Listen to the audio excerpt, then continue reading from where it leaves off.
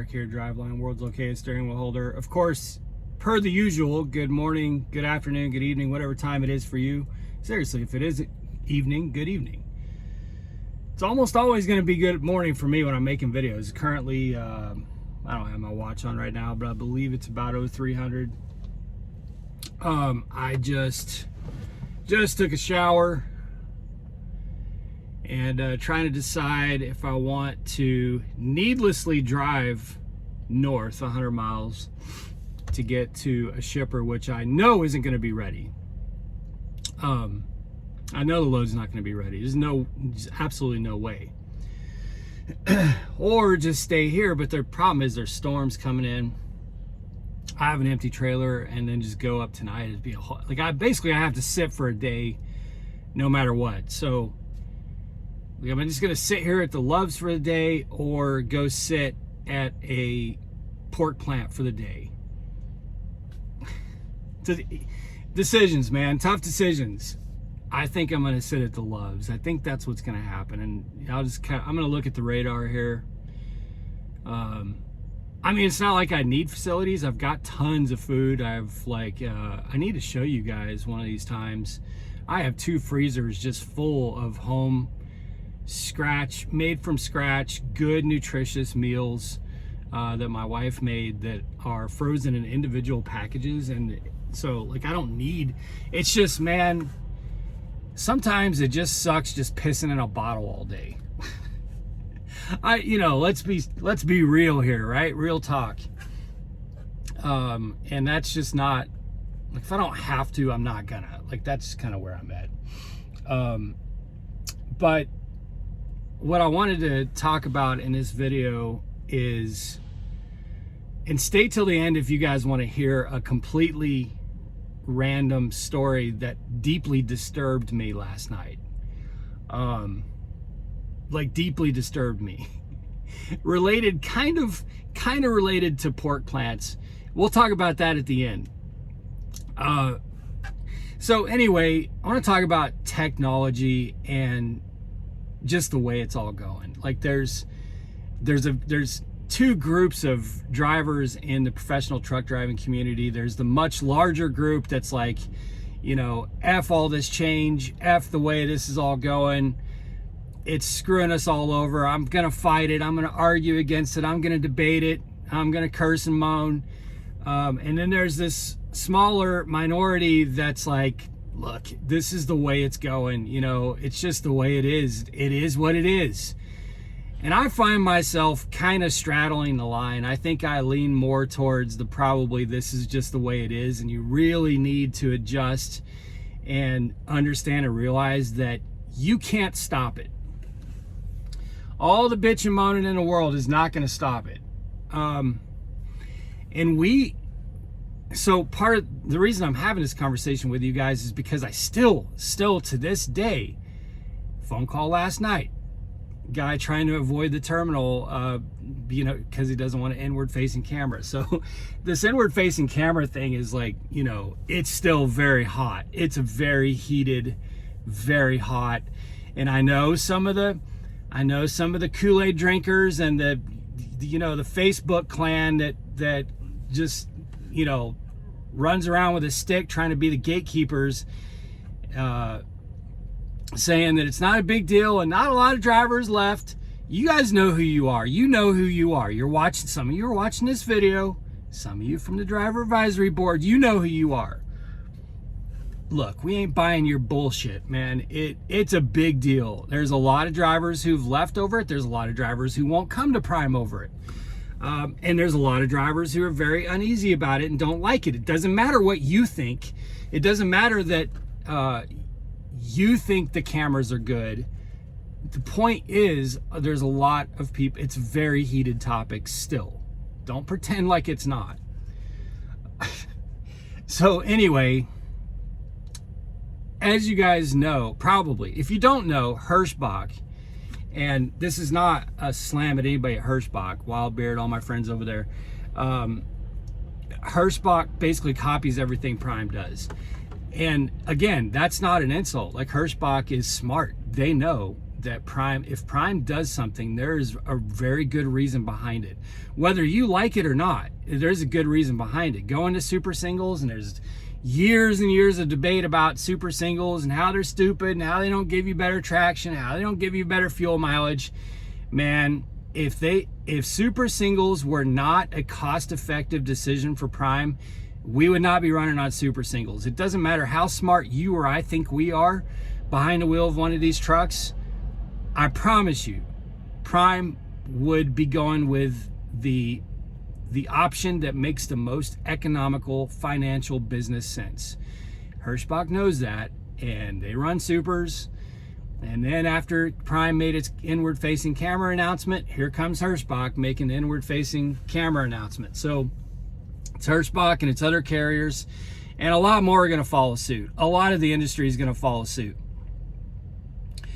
We are professional drivers. If you're a professional driver in 2024, you live in a very interesting time. There's cycles of technology. Like, imagine the people who were in their 40s, 30s, 40s, 50s, when horse carriages and horses were sort of being phased out, and automobile, the combustion engine was being phased in. Imagine that. Especially if you were in your 50s and 60s, so the bulk of your life would have been, horses and horse carriages and stuff like that. And then all of a sudden it's, your whole industry. If you fed horses, or you worked on horseshoes, or you had overnight horse parking or something. You raised sold horses, you worked on carriages, built wheels, whatever. All of a sudden this whole thing's changing and they're going away. We live in a time not similar to that, but we live in a time where a very radical change is happening in freight and trucking. And it's not ready for this transition, but the transition is happening and the truth is, a transition never feels ready at the beginning of its transition, right?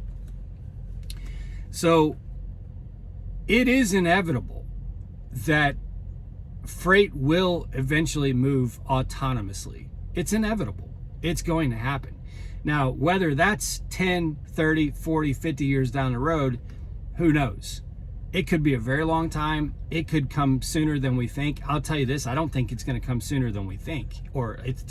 I think it's going to be a while. In fact, I had family members tell me 10 years ago that trucks would be autonomous by now. And I was like, dude, you're crazy, man.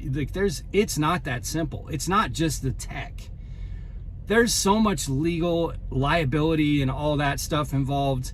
Just for example, the first driverless 80,000 pound vehicle that kills a family of 5, it's game. Like, there's a problem. There's a big problem. We're a long ways from that.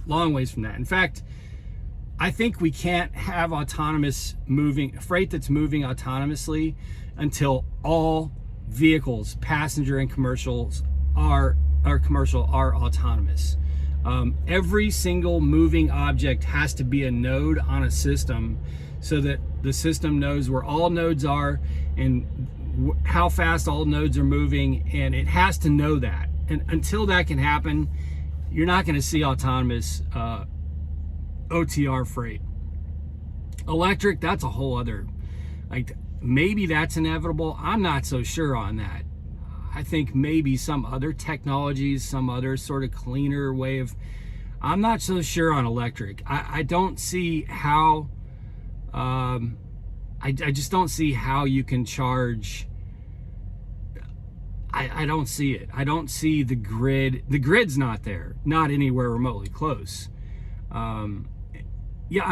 Even think of electric. Someone was telling me that you can move to all electric trailers quicker than electric trucks, and I'm like, we have many shippers and receivers where we have hundreds of our trailers, and those shippers and receivers there's shippers and receivers that we work with that have probably 1,000 or more trailers sitting on their yard, reefer trailers running. How the hell are you gonna, how would you charge 1,000 reefer trailers? And even if you had the infrastructure to charge 1,000 reefer trailers, where does that power come from? Like, we don't have like excess ample power. But anyway, I'm digressing. The weird thing about being in the beginning of this transition phase, where I say that we're not ready for where we're going, but we're going there, is I think most people don't realize that these trucks we're driving, these newer trucks, already have a high level of the autonomous technology that exists today. And it's incredibly flawed. It's like in marvelous levels, this technology is incredibly flawed. At least 2 to 3 times a night, my truck thinks I'm going to hit a bridge. At least. I get the collision warning. It thinks there's a low bridge. I'm going down an interstate 65 miles an hour. And the only way to keep it from trying to stop the truck is to put my foot on the pedal and accelerate, which is counterintuitive to a autonomous safety piece of tech like that. You would think the truck thinks that you're about to hit something, and you by instinct override it by accelerating the truck. It's bizarre. But anyway, I've had many scenarios where the truck can't use cruise control because either leaves or dirt or snow or ice or something's covering up the sensors. So if the sensors are covered or there's something wrong with them, then it doesn't allow you to use cruise control. There's just so much, it's incredibly flawed. And this is the technology, folks. This is the technology that is currently at the heart and soul of autonomous vehicle travel. This incredibly flawed technology. This truck constantly thinks that I'm driving over the line on either side, and it could be that there's no line there at all. There could be a crack in the pavement. It could be the way the light's coming on the pavement. If it's rainy or snowy, like it's seeing something that's not there. So it thinks I'm driving over the line. I'm not driving over the line, but I still got this all this shit going on inside the truck. If I'm going through a construction zone and there's Jersey barriers, it thinks I'm just going to smash straight into a piece of concrete. Obviously, I'm not. So the way to override that is to accelerate the truck. So if I had just leave this truck to do what it thinks is right, it would constantly be wrong. And that's dangerous. That's very dangerous. And that's really, really the case for almost all of its sensors, to be honest with you. Like they're all incredibly flawed. Now, that's not to say that it's not going to get better. It is going to get better. And I don't want to admit that. Believe me, I don't like the way this is all going. The inward facing cameras, I just despise it. And it's not because I'm doing anything wrong. So there's a couple of you who like to come in my comments and say, well, if you're not doing anything wrong, you don't have anything to worry about. My message to you is go F yourself. It's not that I'm doing anything wrong. It's that I don't need some shit here telling me that because I yawned 45 minutes from waking up that I'm tired. That's a I woke up yawn. That's not an I need to go to bed yawn. Like, that's just retarded. I don't need that retarded shit developed by some desk jockey. I want to live in a world where we can be responsible truck drivers. I've got 3 diamonds that need to be added to my PTC ring because almost 6 years now I've been on time, and I'm getting close to 1 million safe miles. I don't need to be told that I'm yawning and that's dangerous. But anyway, that's the way it's going. And it's going to all get better. But we live in a time where we're at the beginning of that, when it's all shit. What an interesting time to live. Like, decades from now, it'll be completely different. When my son is in his 20s, completely different. A different world. And it may not even be based on the current technology we have. The point is, that's the way it's going. And, you know, bitching about it, like, you're not going to stop it. You're not going to change the direction of it. No amount of complaining is going to slow it down. It doesn't matter if you're speaking logic, because there is a lot of logic in saying that it's not the time to go full bore on some of this technology, because a lot of this technology is not ready. But it's the only way for it to move forward. And the people in charge know that. The people who are, underwriting insurance, the people who are underwriting and regulating the industry, they all know the only way to get from here to where they want to go is to make us go through the pain of dealing with incredibly flawed, stupid, retarded tech. Because that's the only way for it to get better. And that's the way it's going, man. Like, if you think things are crazy now, just wait 5 or 10 years. It doesn't matter who wins his presidency. Like, this is the way it's going. Trucking is going to be different, dramatically different. And you just are gonna have to find some comforts in knowing that. I've accepted and embraced it, because I can't stop it. No amount of bitching or complaining is gonna stop it. I'm still gonna bitch and complain, but it's not because I think that's going to change anything. I've embraced that that's where we're going. They're putting inward facing cameras on my truck. It is what it is. Or on my trucks, it is what it is. And I'm not really I'm not trying to avoid it. When it happens, it happens. I don't like it, but it is what it is. Every iteration of truck that comes out every year has more of these stupid sensors on them. I don't like that, but it is what it is. That's the only way that they're going to take us from where we are now to where we're going. And they are taking us from where we are now to where we're going. That's where you cannot stop where freight is going. So, I hate to be, because I know so many of my friends just want me to just rail on it, but and I still will, because I still hate it. But at the same time, it's going there, man. And all my super trucker friends, you old schoolers, been driving 5, 10, 15 years.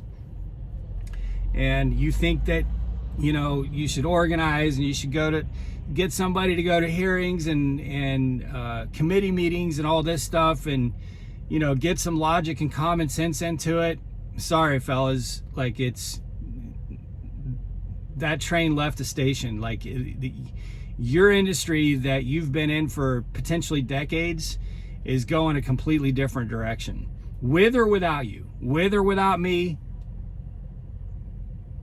the game is changing.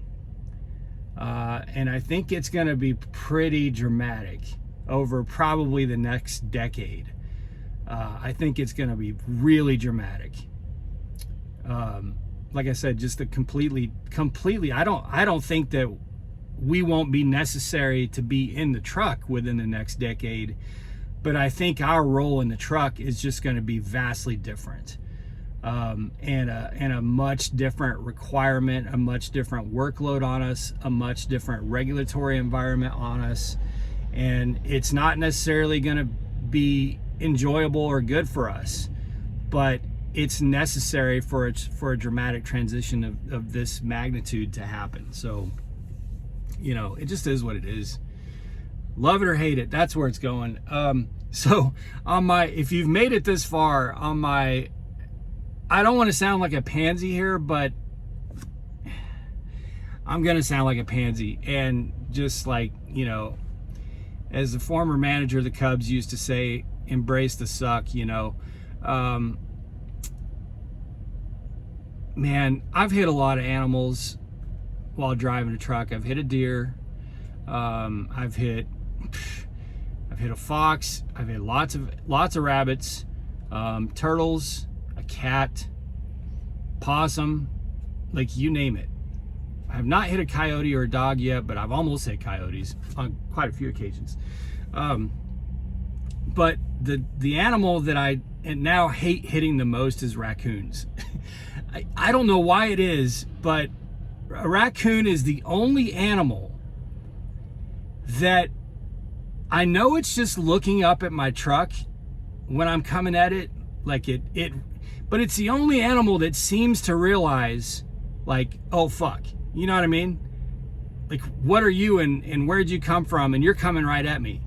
It's the only animal, I know it's looking at my truck, but it's the only animal that looks up at you and it feels like it's making eye contact with you. Like, I don't like to hit any animal. And I'm not some tree hugging, you know, hippie about this. But I don't want to kill animals needlessly, you know what I mean? Like hunting for food and fishing for food, that all makes perfectly good sense. That's the way the world is. But killing needlessly, I'm not okay with it. I don't want animals to have to go through that if they're not going to be utilized as a part of the ecosystem. You know what I mean? And I always think hopefully they will be. Hopefully birds come along or vultures and nature works its way out. You know, in this particular instance, that's not going to be the case because this was the middle of the interstate just outside of St. Louis. And no bird or vulture is ever going to get a chance to go eat this. So it was just a needless killing. But this damn raccoon, beautiful looking raccoon, beautiful animal, not like patchy fur, like just a nice coat of fur, good healthy build, a good face paint, you know, just a good looking animal. And he just looked up at me right at the last second. And I was like, God, stay there. You know, don't move because I'll miss you. And he moved at the last second right after what felt like him making eye contact at me. And man, I felt the steer, I felt both drives, and then I saw it on the trailer in the mirror at about 4 a.m. It was so disturbing, man. Like, I don't know why it was so damn disturbing, but it was so disturbing. Like, this was a big one too. For like 15 minutes, I'm thinking, my God, man, like, does he have babies at home that are like, hey, why is dad not back yet? You know what I mean? Like, I'm letting my head go. At night when you're out here alone, you don't have to worry about all the other cars and stuff. Like, your head just goes places that it wouldn't go when it's busy and you're just like, you're trying to. So that's where my head was going. Like, does he have a wife and kids at home? They're like, where's dad? He's really late. And I fucking killed him, you know? Oh man, like, it's just so disturbing when you just hope that, like, I just hope I hit his head so that it was just lights out. I hope it wasn't a part of his body where, like, he's on the road with an arm just like trying to drag himself and dying that way. You know what I mean? Sorry if that makes me a pansy. I don't like killing animals on the highway. I think it, like, I just hate it. And anyway, I thought I would share that with you guys. So that's it for this video. Be safe, make good decisions, always drive, thrive. Talk to y'all soon.